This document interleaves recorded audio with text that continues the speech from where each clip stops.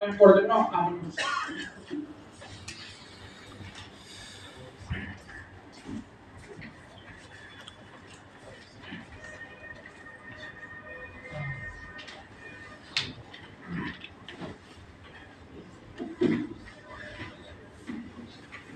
আলহামদুলিল্লাহ والصلاة والسلام على رسول الله আলহামদুলিল্লাহ আমরা অনেক জ্ঞান গর্ব আলোচনা শুনেছি আমাদের ঐতিহাসিক একজন ব্যক্তিত্বকে নিয়ে, বিশেষ করে আমাদের আজকের প্রধান অতিথি এবং আজকের মুখ্য আলোচক মৌলানা মুসা আল হাফিজ সাহেব অনেক জ্ঞান গর্ব আলোচনা করেছেন। আমি আমার সৌভাগ্য যে আমি গত 2 বছর আগে আজকের সভাপতি সাহেবের সাথে পরিচিত হয়েছি এবং